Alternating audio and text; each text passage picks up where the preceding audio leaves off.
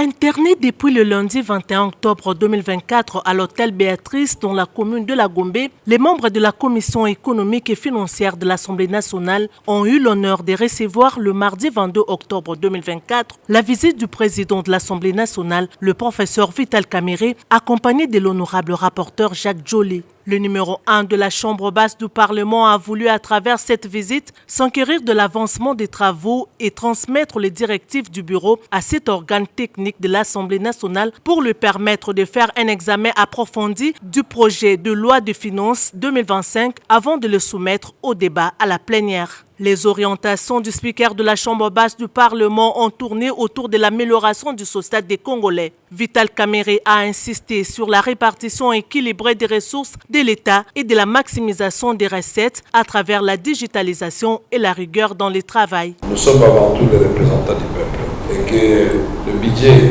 comme toute théorie économique, qui n'a pas comme finalité l'amélioration des conditions de vie de nos populations, ça ne sert à rien. Beaucoup de questions ont été soulevées concernant la répartition des ressources nationales de façon déséquilibrée et injuste pour certaines provinces. C'est l'occasion de corriger cela ici à l'ECOFIN.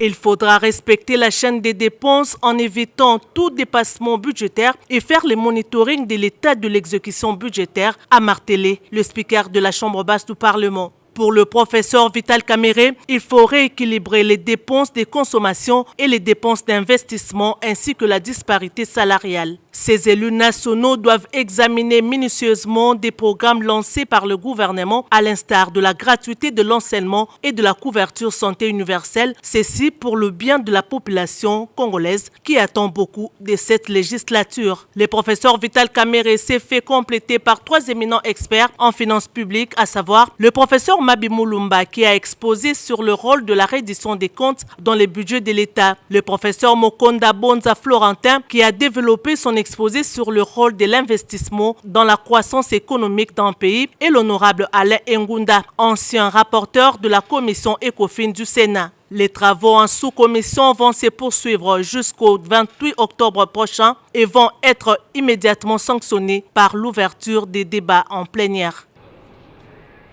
Demandez à l'honorable député du parti. Mais puis la plaide. Collègue, il venait de vous appeler collègue. Oui, aujourd'hui là.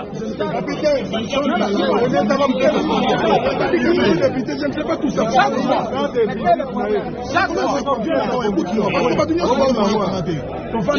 présente partout. Autant Israël avec des cas de visite. Comme député,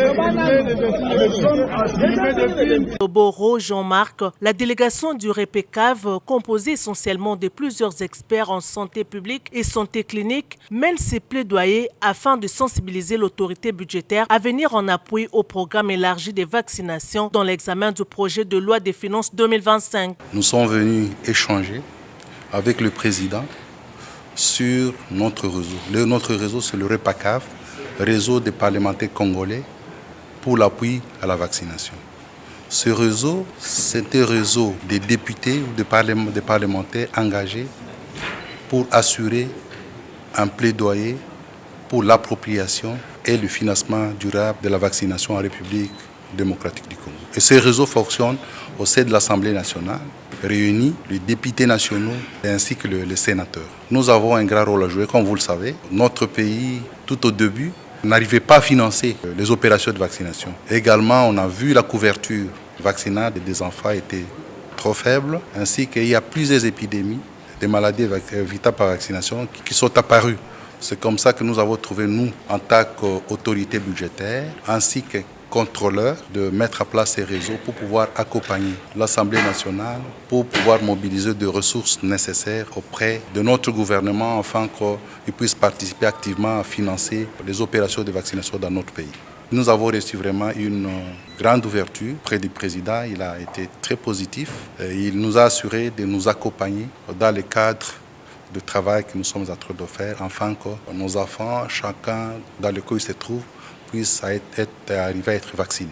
Le PEV se retrouve aujourd'hui face à plusieurs problèmes liés à l'insuffisance du financement des activités liées à la vaccination avec comme conséquence la dépendance quasi totale du pays aux bailleurs des fonds extérieurs pour financer la vaccination, la non prise en compte des frais de fonctionnement pour assurer la gestion et la maintenance des équipements de la chaîne du froid, des infrastructures et des matériels de transport. Par ces plaidoyers, les REPECAV sollicitent une augmentation du budget alloué aux activités de vaccination pour l'exercice 2025 et sollicite ainsi l'implication de l'autorité budgétaire pour combler les gaps entre la part financée par le gouvernement et la part financée par les bailleurs internationaux. En dehors des difficultés que rencontre le programme élargi de vaccination, le REPACAV signale aussi les désintéressements de la population à l'intérieur du pays suite à une crise de confiance. Cette situation contribue aussi au régressement du taux de couverture de la vaccination sur toute l'étendue du pays qui est passé de 44% en 2022 à 38% en 2024. Le professeur Vital Kamerhe a aussitôt saisi la commission ECOFIN pour prendre en compte cette demande dans l'examen du projet de loi des finances 2025.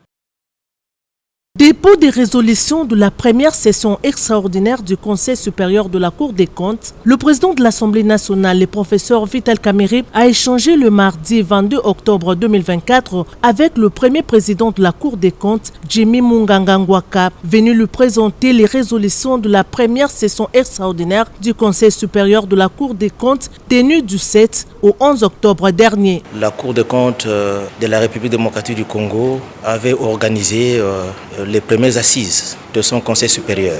Conformément à la loi, les résolutions du Conseil supérieur de la Cour des comptes sont destinées au chef de l'État. Mais préalablement à l'intervention du chef de l'État, il est prévu que les résolutions soient transmises d'abord à l'Assemblée nationale pour son avis. Donc je suis venu m'acquitter de ce devoir ce matin.